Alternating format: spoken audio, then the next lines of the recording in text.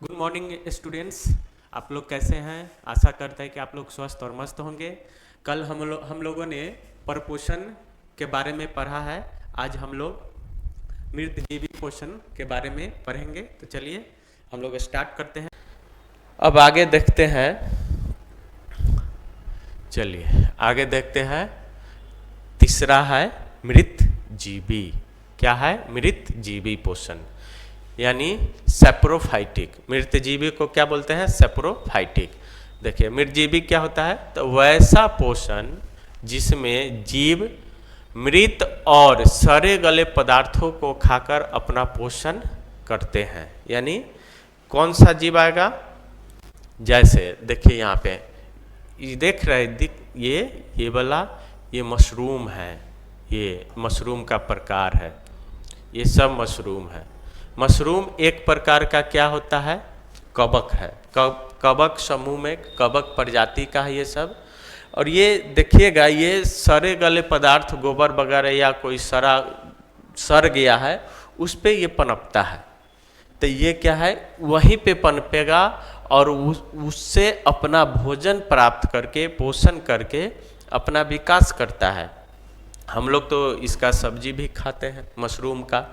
तो मशरूम यानी जो कवक है जिसको गांव देहात में गोबर छत्ता बोला जाता है, ये गोबर पर भी उग जाते हैं या कहीं ढेर रखा हुआ है, बहुत दिन से कूड़ा करकट है, सड़ा गला है, तो वहाँ भी ये उपज जाते हैं। तो हम लोग जो मशरूम खाते हैं वो दूसरा है, वो मशरूम ही लेकिन उसका अलग प्रकार है। और जो गोबर उबर पे उग जाता है जो लंबा सा होता है वो दूसरे प्रकार का है। तो इसका खेती भी किया जाता है हम लोग के द्वारा और इसका जो है खेती करके इसको बेचा जाता है मार्केट में और इसका सब्जी भी खाया जाता है। तो चलिए तो क्या हो गया? मृतजीवी में कौन कौन आ गया? देखिए कवक, जीवाणु, ईस्ट, ये सब जो है मृत और सड़े गले पदार्थों पर पनपते हैं, उससे अपना पोषण प्राप्त करते हैं और अपना जीवन यापन करते हैं। चलिए अब अगला है परजीवी पोषण। हाँ, ये जो भी हम पढ़ा रहे हैं इस सब से ऑब्जेक्टिव आ सकता है, इस सबको ध्यान में रखना है। पूछेगा अगर कि मृतजीवी पोषण है, मृतजीवी पोषण में कौन आते हैं, तो कौन कौन आएगा? याद रखना है कवक, जीवाणु, ईस्ट। इसमें से हो सकता है कोई एक ऑप्शन में दे, तो इसको ध्यान रखना है। ये मृतजीवी में आते हैं। उसके बाद है परजीवी पोषण यानी पैरासाइटिक न्यूट्रिशन। क्या आएगा? Parasitic nutrition. किसे बोलते हैं? तो वैसा जीव जो दूसरे जीवों के शरीर के अंदर या बाहर रहकर उससे अपना भोजन प्राप्त करते हैं और बदले में उस जीव को हानि पहुंचाते हैं। उस जीव का मतलब जिसके जीव में वो जिस जीव के अंदर या बाहर वो रहता है उससे अपना भोजन तो प्राप्त करता ही है लेकिन उसको बदले में क्या करता है? हानि पहुंचाता है। वो क्या कहलाता है? परजीवी। क्या कहलाता है? परजीवी कहलाता है। और ऐसे पोषण को क्या बोलते हैं? परजीवी पोषण। जैसे देखिए यहाँ पे जोक, ये जो है जोक क्या करता है? मवेशियों के शरीर से चिपक जाता है या किसी के भी जो भी जीव जंतु है जिसके संपर्क में जाएगा, आदमी हो या जानवर हो, इसके शरीर से ये चिपक जाता है और उसके शरीर से चिपकने के बाद उससे वो खून जो है वो चूसता है जोक। और ये दूसरे जीव पर ये रह करके ये शरीर के बाहर हो गया। शरीर के बाहर हो गया मतलब ये शरीर से चिपक के उसका खून चूस लिया और बदले में क्या किया? हमें हानि पहुंचाता है। यानी अपना पोषण तो कर लिया, अपना पेट भर लिया, लेकिन ये जो है हमें क्या करता है? हानि पहुंचा देता है। उसके बाद है खटमल। देखिए खटमल, ये भी जो है सोते समय कभी कभी ये भी खटमल वगैरह, पुराने खाट है, चौकी है, तो उसमें ये पनपता है और जब हम सोते हैं तो ये खटमलवा हमको परेशान करता है, काटता है। तो ये अपना पोषण कर रहा है हमारे खून से लेकिन बदले में हमें हानि पहुंचा रहा है। हानि कैसे पहुंचा रहा है? तो ये हमारा खून चूस रहा है तो हमें हानि है, खून खत्म हो रहा है हमारे शरीर से, ये चूस लेता है। जू का मतलब जो बालों में हो जाता है ढील, हम लोग ऐसे नोचते हैं, ये भी है। इसके बाद एक है जो अमरवेल, जिसको अमरलत्ती बोलते हैं। जैसे आम, लीची या कोई दूसरे बड़े बड़े पेड़ पौधे पे देखे होंगे कि ये धागा जैसा, ये जाल जैसा छा जाता है और बड़ा फास्ट, यानी बहुत तेजी में ये बढ़ता है। तो ये जो है ये भी परजीवी है, ये इसमें जड़ नहीं होता है, और ये जो जिस पेड़ पर ये पाया जाता है, रहता है, उसी पेड़ से ये क्या करता है, उससे पोषण यानी उससे भोजन ये छीन लेता है, भोजन छीन करके अपना पोषण करता है। और जब इससे भोजन छीना, जैसे आम के पेड़ पर ये लतर गया है अमरबेल, तो आम से ये क्या करेगा, उसका भोजन छीनेगा और पूरे में फैल जाएगा। इससे आम के पेड़ या लीची के पेड़ को क्या है, घाटा है, क्योंकि ये पूरा छा देगा तो इसके पत्ती को भर देगा, उसको अब आम लीची के जो प्रकाश संश्लेषण की क्रिया उसमें रुकावट आएगी, तो ये हानि पहुंचाता है। उसके बाद है शरीर के अंदर, जैसे कि शरीर के पेट में, छोटे छोटे बच्चों के पेट में कीड़ा हो जाता है, तो वो भी क्या है, परजीवी होता है। वो हमारे पेट के अंदर रह करके हमसे भोजन लेता है और बदले में हमें क्या करता है, हानि पहुंचाता है। चलिए, ये क्या होता है, परजीवी पोषण। चलिए अब देखें, एक है परासरणी पोषण। परासरणी क्या होता है, तो परासरणी पोषण जो है विसरण एवं परासरण द्वारा अपने शरीर के सतह से, ये विसरण और परासरण ये दो चीज़ है, दोनों के बारे में हम लोग आगे पढ़ेंगे, समझेंगे कि विसरण क्या है, परासरण क्या है। तो चलिए, परासरणी पोषण क्या है ये आगे पढ़ेंगे कि विसरण परासरण क्या है। अभी ये पढ़ना है कि परासरणी पोषण क्या है। तो विसरण एवं परासरण द्वारा अपने शरीर के सतह से सरल कार्बनिक पदार्थों का अवशोषण करते हैं, जैसे फीता कृमि, गोल कृमि। ये हमारे शरीर के अंदर पनपता है पेट में, और ये करता है किस विधि से हमारे शरीर से सरल कार्बनिक पदार्थ को अवशोषित करता है, तो विसरण और परासरण विधि से। और ये जो है, ये दोनों जो कृमि है हमारे पेट में पाया जाता है, ये हमारे शरीर से क्या करता है, कार्बनिक पदार्थों को अवशोषण करके अपना पोषण करता है। चलिए, क्लियर है, आगे देखते हैं। चलिए, अब स्वपोषण और परपोषण में अंतर देख लेते हैं। याद कीजिए, स्वपोषण क्या था, जो अपना भोजन या पोषण स्वयं बनाते हैं, भोजन स्वयं बनाते हैं, स्वयं का पोषण भी करते हैं अपने भोजन से। परपोषण में क्या है, परपोषण में कि जो अपने पोषण संबंधी आवश्यकता की पूर्ति के लिए किसी दूसरे जीव पर निर्भर रहते हैं, उसके बारे में भी। अब दोनों में अंतर देखते हैं। अंतर पहला क्या है, पहला अंतर क्या है स्वपोषण और परपोषण में, कि पहला अंतर किस आधार पर करेंगे, तो ऊर्जा स्रोत, यानी ये स्वपोषण और परपोषण में ऊर्जा का स्रोत क्या है, कहाँ से ऊर्जा प्राप्त होती है दोनों।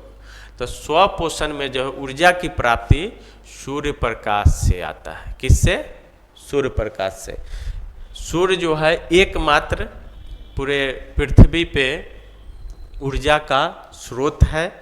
इसी से पूरे दुनिया के पेड़ पौधा जो है प्रकाश संश्लेषण करते हैं, वृद्धि करते हैं, उसी से हमें फल, अनाज जो भी प्राप्त होता है वो प्रकाश संश्लेषण की क्रिया द्वारा ही हमें प्राप्त होती है। इसलिए सूर्य जो है बहुत ही महत्वपूर्ण है हमारे पृथ्वी के लिए, जीवन के लिए। चलिए, तो ऊर्जा का स्रोत क्या है स्वपोषण में, सूर्य प्रकाश है। और परपोषण में ऊर्जा जो है कैसे प्राप्त होता है, तो वो निर्मित भोज्य पदार्थ से ऊर्जा प्राप्त करते हैं। यानी वो सूर्य से नहीं, वो किससे प्राप्त करते हैं, निर्मित भोज्य पदार्थ से। जैसे हम लोग खाना खाते हैं, हमको एनर्जी मिलता है, ऊर्जा मिलता है काम करने के लिए। तो क्या हम धूप में बैठ करके महीनों तक ऊर्जा प्राप्त कर सकते हैं? नहीं। इसके लिए हमको क्या जरूरत पड़ेगा? हमको खाना खाना पड़ेगा। क्या करना पड़ेगा? खाना खाना पड़ेगा। यानी निर्मित भोज्य पदार्थ से हमें क्या मिलेगा? ऊर्जा मिलेगा। सूर्य प्रकाश से ऊर्जा मिलेगा, लेकिन वो क्षणिक होगा, और हम 2-4-10 दिन हम सूर्य प्रकाश में भूखे नहीं रह सकते हैं। इसके लिए हमें क्या आवश्यकता है? भोजन की आवश्यकता पड़ेगा। चलिए, दूसरा है भोजन का स्रोत। यानी भोजन का स्रोत क्या है स्वपोषण में? तो वो है प्रकाश संश्लेषण द्वारा स्वयं निर्माण करते हैं। यानी स्वपोषण में जो भोजन का स्रोत है वो प्रकाश संश्लेषण की क्रिया द्वारा खुद से अपना भोजन बनाते हैं। ठीक है, इसका उदाहरण देखेंगे तो कौन है? हरे पेड़ पौधा है, नील हरित शैवाल है। ये जो है प्रकाश संश्लेषण द्वारा खुद से अपना भोजन बनाते हैं। जब परपोषण में देखेंगे कि भोजन का स्रोत क्या है, तो ये दूसरे जीव जंतु एवं पेड़ पौधे से भोजन प्राप्त करते हैं। अभी बताया है कि हम लोग डायरेक्ट सूर्य से हम लोग ऊर्जा प्राप्त डायरेक्ट अपने बॉडी को नहीं दे सकते हैं। इसके लिए हमें भोजन की आवश्यकता है। तो भोजन की आवश्यकता हम किससे करते हैं? दूसरे जीव जंतु और पेड़ पौधे से प्राप्त जो भोजन है उसका उपयोग करते हैं। इसमें कौन कौन आता है? तो इसमें तो बता दिए, हरे पेड़ पौधे हैं, नील हरित शैवाल है। और परपोषण में क्या है? तो जीव जंतु आ गया, कवक, जीवाणु, ये सब किसमें? जीव जंतु में हम लोग आ गए, मनुष्य जानवर भी आ गए, छोटे बड़े जो भी जंतु है सभी आ गए। कुछ सूक्ष्म जीव हो गए जैसे कवक है, जीवाणु है, ये सब भी आ गए। तो देख लिए, अंतर देख लिए स्वपोषण और परपोषण में। इसको आप लोग याद रखिएगा, इसको नोट भी कर लीजिएगा, इसको थोड़ा सा ध्यान रखिएगा। ये सब 2 नंबरिया क्वेश्चन में पूछा जाता है। चलिए अगला देखते हैं, जीवों में पोषण की विधियाँ। पोषण का प्रकार हम लोग पढ़ लिए, पोषण देख लिए कि पोषण क्या है, पोषण हमें कैसे प्राप्त होती है, कौन कौन से पोषण के प्रकार है। अब देखेंगे कि जीवों में पोषण की विधि क्या है, कौन कौन सा विधि है जिसके आधार पर जीव जो है पोषण प्राप्त करते हैं। तो इसमें पहला देखेंगे पौधों में पोषण। पहला क्या देखेंगे? पौधों में पोषण। पौधा भी जीव है, और पौधा जीव में पौधा भी आएगा और जीव जंतु यानी मनुष्य जानवर भी आएगा। तब जीवों में पोषण में पहला देख रहे हैं हम लोग पौधों में पोषण, यानी पेड़ पौधा में किस प्रकार से पोषण होता है। चलिए, अब सभी पौधे जो है सो प्रकाश संश्लेषण या स्वपोषी नहीं होते हैं। इसमें कुछ सभी पेड़ पौधे में भी स्वपोषी होते हैं। तो स्वपोषी कौन होता है? पहले भी बताया है कि जो अपना भोजन स्वयं बनाते हैं उसको क्या बोलते हैं? स्वपोषी बोलते हैं। जैसे हरे पेड़ पौधे, ठीक है। मृत जीवी के बारे में बताए हैं पीछे। इसमें कौन आते हैं? देखिए, बताए थे कि सड़े गले पदार्थों से भोजन प्राप्त करते हैं। जैसे मशरूम, जिसको बोलते हैं गोबर छत्ता। और मशरूम या गोबर छत्ता जो है एक्चुअली में है क्या? तो वह एक प्रकार का कवक है जो सड़े गले पदार्थों पे पनपते हैं और अपना पोषण करते हैं। अब है परजीवी। परजीवी भी अभी जस्ट बताए हैं। परजीवी क्या है? जो दूसरे, यहाँ पौधा के बारे में पढ़ रहे हैं, तो परजीवी पौधा कौन है? तो दूसरे पेड़ पौधे से अपना भोजन प्राप्त करते हैं। जैसे हम लोग पहले बताएं कि अमरबेल यानी अमरलत्ती जो है पौधा के श्रेणी में आता है, पेड़ पौधा के ही श्रेणी में आता है, लेकिन वो अपना भोजन खुद नहीं बनाता है। वह परजीवी है। परजीवी मतलब दूसरे से भोजन प्राप्त करता है। जैसे आम पे, लीची पे बताए थे कि वो अमरलत्ती लतर जाता है और उससे अपना भोजन उससे छीन करके वो अपना पोषण करता है, और बदले में उस दूसरे पेड़ पौधा को क्या करता है? हानि पहुंचाता है। चलिए, हो गया। अब देखते हैं प्रकाश संश्लेषण, बहुत ही इंपॉर्टेंट चैप्टर। हम लोग क्लास 6 से ही पढ़ते आ रहे हैं, ये फिर आ गया।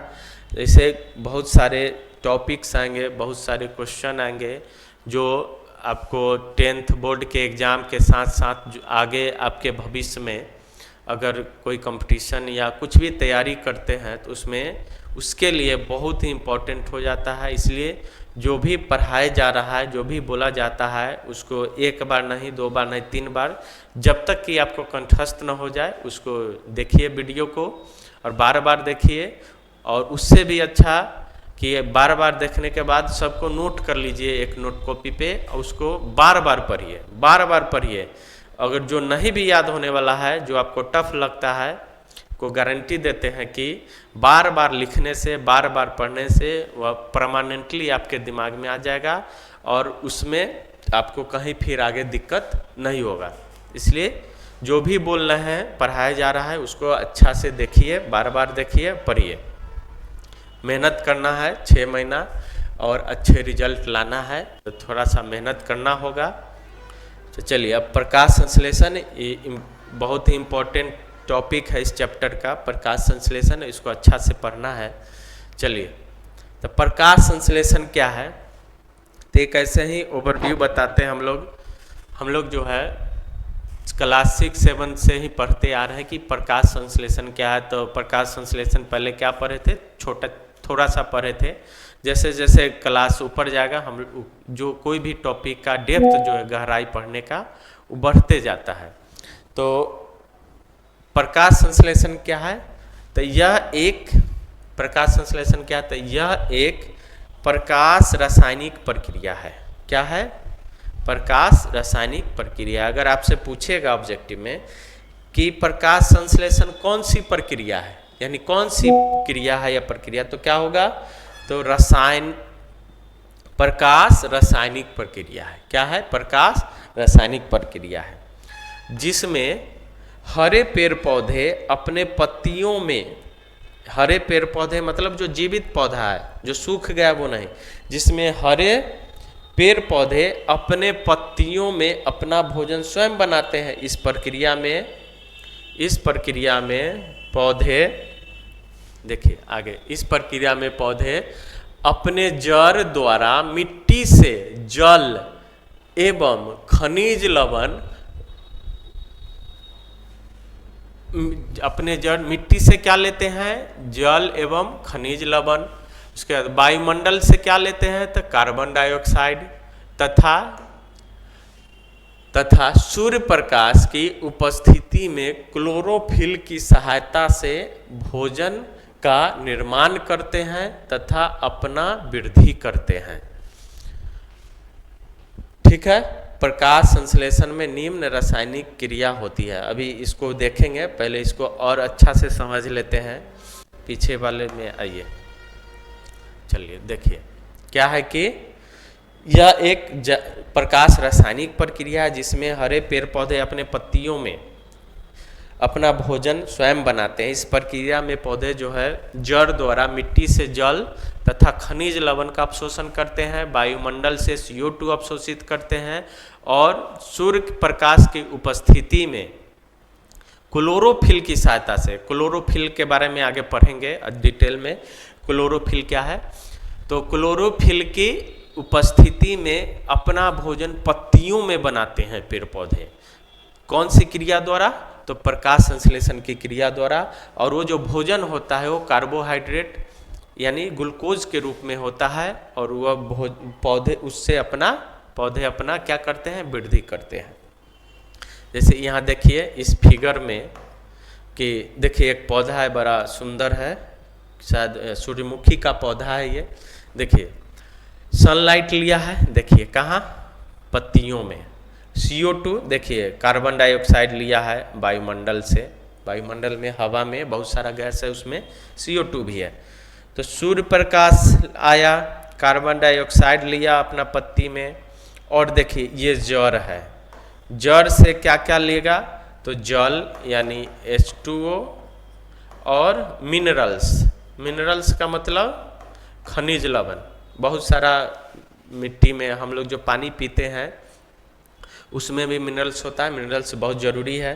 तो ये जल और खनिज लवण जो है मिट्टी से जड़ के द्वारा अवशोषित करके इसको पत्तियों तक पहुंचाया जाता है।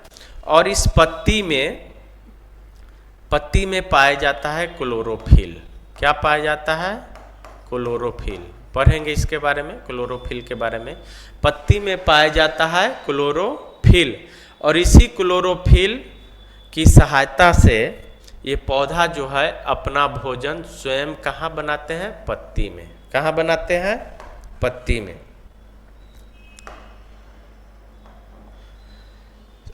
इसमें क्वेश्चन है कि पौधों का रसोई घर किसे कहा जाता है? बताइए, पौधों का रसोई घर किसे कहा जाता है? कमेंट में बताइएगा कि किसे बोलते हैं। तो क्या किसे बोलते हैं? पत्ती को। किसे बोलते हैं? पत्ती को, क्योंकि पत्ती में ही भोजन का निर्माण होता है, इसलिए पेड़ पौधों का रसोई घर यानी किचन जो है किसको बोला गया है? पत्ती को बोला गया। ये नोट कर लीजिएगा कि पौधों का रसोई घर उसका पत्ती होता है। चलिए अब आगे देखते हैं कि जो पौधा प्रकाश संश्लेषण द्वारा जो अपना भोजन बनाते हैं वो उसको रासायनिक दृष्टिकोण से उसको कैसे डिनोट करेंगे। तो इसका एक देखिए, ये जो है ये CO2 लिया कहाँ से? वायुमंडल से। CO2 कहाँ से लिया? वायुमंडल से लिया। H2O यानी जल, ये है कार्बन डाइऑक्साइड है और ये है जल। H2O जल है, ये है कार्बन डाइऑक्साइड, ये है जल। और जल में ही घुला हुआ होता है खनिज लवण, ये पत्तियों तक पहुंचता है। और देखिए सूर्य प्रकाश और क्लोरोफिल किसकी सहायता से? तो सूर्य प्रकाश और क्लोरोफिल की सहायता से पौधे जो है अपना भोजन बनाते हैं प्रकाश संश्लेषण की क्रिया द्वारा। और उसके बाद ये जो प्रक्रिया होती है पौधों में, उसके बाद क्या बनता है? तो ग्लूकोज बनता है। इसको नोट कीजिएगा, ग्लूकोज का ये सूत्र है। ग्लूकोज यानी इसको कार्बोहाइड्रेट भी बोला जाता है। क्या बोला जाता है? कार्बोहाइड्रेट। कार्बोहाइड्रेट और ग्लूकोज ये दोनों बोला जाता है। इसमें थोड़ा सा अंतर है, थोड़ा सा इसमें अंतर होता है कि कार्बोहाइड्रेट और ग्लूकोज क्या है। कार्बोहाइड्रेट ही ग्लूकोज में बदलता है, दोनों एक ही है। और क्या बनाता है? तो ऑक्सीजन। क्या बनाता है? O2। इसका उपयोग पौधे अपने फल, बीज, तना और अपना वृद्धि में करते हैं, इसको बनाने में। और O2 जो है, ऑक्सीजन जो है, वो वातावरण में पत्ती में एक छिद्र होता है स्टोमेटा, उससे वो छोड़ देते हैं, जिसका उपयोग हम लोग श्वसन में करते हैं। और तीसरा जो है जल भी बनाता है। पेड़ पौधा क्या बनाता है? जल भी बनाता है, जो वाष्पोत्सर्जन क्रिया के द्वारा वातावरण में उसको छोड़ दिया जाता है वाष्प के रूप में। तो हम लोगों ने देखा कि प्रकाश संश्लेषण में पौधे जो कार्बन डाइऑक्साइड लिया वायुमंडल से, जल और खनिज लवण लिया मिट्टी से जड़ के द्वारा, और सूर्य प्रकाश की उपस्थिति में पत्ती में जो क्लोरोफिल होता है उसकी मदद से प्रकाश संश्लेषण क्रिया द्वारा कार्बोहाइड्रेट, ऑक्सीजन और जल बनाता है। ठीक है, चलिए अब है ये कुछ इम्पोर्टेंट नोट्स है, इसको एकदम VVI के रूप में आप लोग इसको याद कीजिएगा, ये ऑब्जेक्टिव के लिए महत्वपूर्ण है। जैसे पहला है, प्रकाश संश्लेषण लाल तथा नीले प्रकाश में सर्वाधिक होती है। इसको एकदम बिल्कुल याद रखना है। ये सिर्फ बोर्ड परीक्षा के लिए नहीं, आपके आगे भी ये काम आएगा, जनरल कंपटीशन हो या कहीं भी। अगर कोई पूछेगा अच्छा बताओ तो कि कौन से प्रकाश, किस कलर के प्रकाश में प्रकाश संश्लेषण की क्रिया सबसे अधिक तेजी से होता है, आंसर हमारा क्या होगा? लाल और नीला। क्या होगा? लाल और नीला। अगर क्वेश्चन में आपसे ये क्वेश्चन पूछ दे कि प्रकाश संश्लेषण की गति जो है, यानी ये जो प्रकाश संश्लेषण प्रक्रिया है सबसे तेज किस रंग में होती है, अगर आपको दोनों दे दिया कि लाल तथा नीला तो ठीक है, टिक मार देंगे। अगर आपको सिर्फ लाल दिया और दूसरे कलर दिया तो लाल मारेंगे। अगर नीला दिया, लाल नहीं दिया और दूसरा कलर दिया तो नीला मारेंगे। अगर दोनों ही दे दिया अलग अलग ऑप्शन में, जैसे एक में लाल दे देगा, दूसरा में नीला दे देगा, तीसरा में हरा दे देगा, चौथा में पीला दे देगा, इस तरह से, तो हमको पहला प्राथमिकता देना है लाल को। ठीक है? ऑप्शन में दोनों रहे और दोनों जब साथ हो तो कोई दिक्कत नहीं है, दोनों अलग अलग ऑप्शन में रहे तो हमको चूज किसको करना है? लाल में।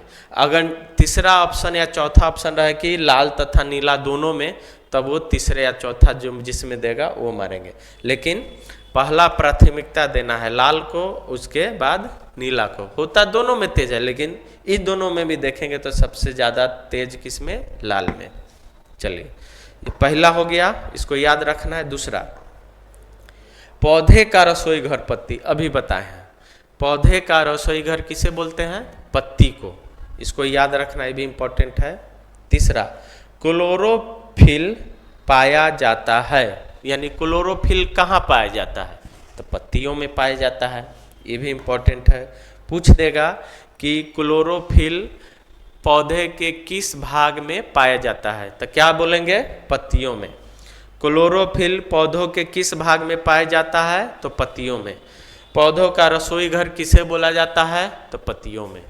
पत्ती को किसको बोलते हैं? पत्ती को। उसके बाद वाष्पोत्सर्जन क्रिया कहाँ होती है? तो पौधे के पत्तियों में। ठीक है, ये सब याद रखना है। चलिए आगे देखते हैं। यहाँ भी यही प्रकाश संश्लेषण का रिएक्शन बताया गया है। चलिए आगे है, बताए थे क्लोरोफिल पढ़ेंगे आगे चल करके। चलिए देखिए क्लोरोफिल, तो ये क्लोरोफिल जो है यह पत्तियों में, क्लोरोफिल जो है पत्तियों में पाया जाने वाला एक हरे रंग का वर्णक है। पहले यहाँ देखते हैं, यहाँ पे फोटो दिया है आपको। देखिए ये नॉर्मल पत्ती है, नॉर्मल है जो हम लोग पेड़ पौधा में देखते हैं अपने नॉर्मल आँख से, ऐसा दिखता है। अब इसको अगर हम बहुत ही बारीक से देखें, बहुत ही नज़दीक से देखें, या ये कहे कि अगर इसको नॉर्मल लेंस से देखें, यानी साधारण लेंस से देखेंगे या बहुत ही ध्यान से देखेंगे तो ये ऐसा दिखेगा। इसमें बहुत ही बारीक छोटा छोटा आपको क्या बोलते हैं, छोटा छोटा कोष्ठक के रूप में आपको दिखाई देगा। ये हम साधारण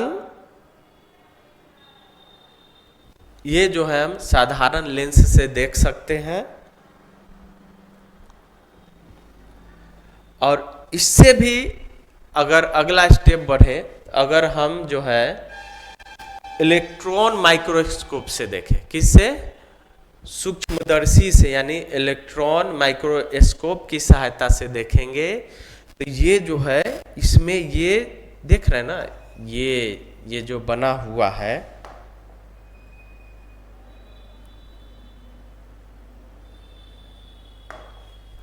ये जो बना हुआ है इसमें बहुत छोटे छोटे हरे रंग का पिगमेंट दिखाई दे रहा होगा। ये सब जो है बहुत सारा, यही है क्लोरोफिल। ये सिर्फ पत्ती, ये जो है पत्तियों में पाया जाता है और ये प्रकाश संश्लेषण के लिए बहुत ही महत्वपूर्ण है। इसके बिना प्रकाश संश्लेषण हो ही नहीं सकता है, इसलिए ये बहुत ही इम्पोर्टेंट भाग होता है पौधे के लिए और इसी के द्वारा खाना बनता है, यानी पौधे जो है अपना भोजन बनाते हैं।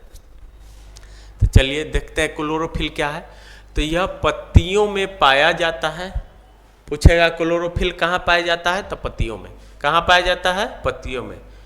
यह प्रकाश संश्लेषण क्रिया का मुख्य अंग है। बताए हैं अभी कि ये बहुत ही मोस्ट इम्पोर्टेंट पार्ट होता है पौधों का और ये जो है प्रकाश संश्लेषण क्रिया का मुख्य अंग है। इसके बिना प्रकाश संश्लेषण की क्रिया नहीं हो सकती है। तो प्रकाश संश्लेषण की क्रिया सिर्फ क्लोरोफिल में ही संभव है, यानी प्रकाश संश्लेषण जो है क्लोरोफिल के बिना नहीं हो सकता है, यानी प्रकाश संश्लेषण सिर्फ क्लोरोफिल में ही संभव है। और पाया कहाँ जाता है? पत्तियों में पाया जाता है। ठीक है, ये कैसा दिखता है स्टेप बाय स्टेप देख लिए। नॉर्मल आँख से देख सकते हैं, नॉर्मल लेंस से देख सकते हैं। इसको हम ऐसे नहीं देख सकते, बिना इलेक्ट्रॉन माइक्रोस्कोप की सहायता से इसे हम नहीं देख सकते।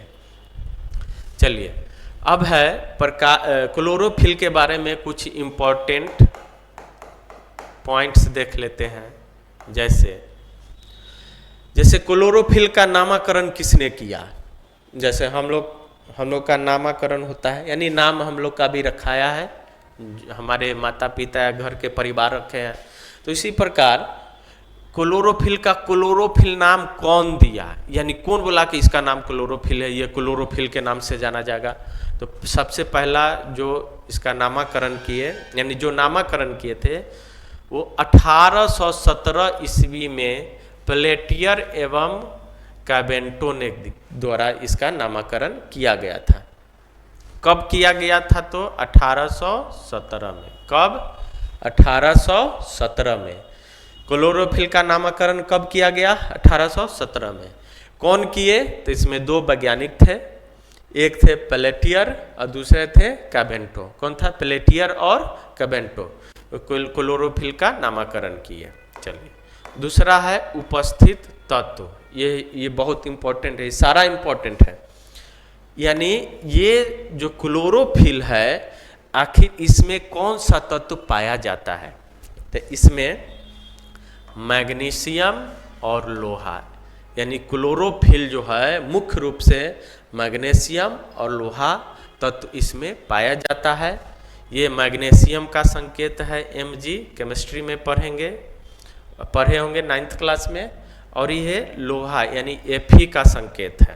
ठीक है, तो मैग्नीशियम और लोहा जो है क्लोरोफिल का मुख्य तत्व है। ये दोनों तत्व क्लोरोफिल में पाई जाती है।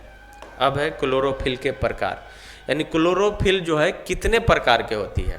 तो ये 7 प्रकार के होते हैं। कितने? 7 प्रकार के क्लोरोफिल होती है, जिसमें है chlorophyll A, B, C, D, E, F, G, कहाँ तक? A से लेकर G तक। इसके बारे में अभी हमें नहीं पढ़ना है, ये आगे के क्लास में, जैसे इंटर में बायो लेंगे या ग्रेजुएशन में बॉटनी लेंगे, उसमें पढ़ना है 7 प्रकार के बारे में। अब अभी ये जानना है कि पेड़ पौधा में कौन कौन सा पाया जाता है। तो जो पेड़ पौधा है, जो हम लोग नॉर्मली देखते हैं, जानते हैं, उसमें A और B प्रकार के क्लोरोफिल पाया जाता है। पेड़ पौधा में किस प्रकार के क्लोरोफिल पाया जाता है? A तथा B प्रकार के। चलिए आगे देखते हैं। चलिए, अब तो क्लोरोफिल देख लिए, जो पत्ती में पाया जाता है प्रकाश संश्लेषण की क्रिया द्वारा। ये सब अभी प्रकाश संश्लेषण के पार्ट पढ़ रहे हैं। Chlorophyll, carbon dioxide, Surya Prakash, जल, ये सब प्रकाश संश्लेषण के अंदर ही अभी तक पढ़ रहे हैं। चलिए, अब कार्बन डाइऑक्साइड यानी CO2 बताए हैं कि CO2 जो है पौधे प्रकाश संश्लेषण की क्रिया द्वारा कहाँ से प्राप्त करते हैं? तो ये वायुमंडल से प्राप्त करते हैं। वायुमंडल से पत्ती के द्वारा अवशोषित करते हैं और प्रकाश संश्लेषण की क्रिया में भाग लेते हैं। अब देखते हैं कि वायुमंडल के बारे में थोड़ा सा देख लेते हैं कि हमें पता है कि जो हमारा जो एटमॉस्फेयर है, वायुमंडल है, उसमें बहुत सारा गैस है, बहुत सारे गैसों का मिश्रण है। अब इसमें सबसे अधिक है नाइट्रोजन 78%। याद रखिएगा, काम आएगा कि वायुमंडल में नाइट्रोजन की मात्रा कितना है? तो 78%। ऑक्सीजन की मात्रा 21%, यानी 21%। सबसे अधिक कौन है? नाइट्रोजन है वायुमंडल में। उसके बाद ऑक्सीजन है, जिसका हम जीव जंतु क्या करते हैं? सांस लेने में, श्वसन में प्रयोग करते हैं।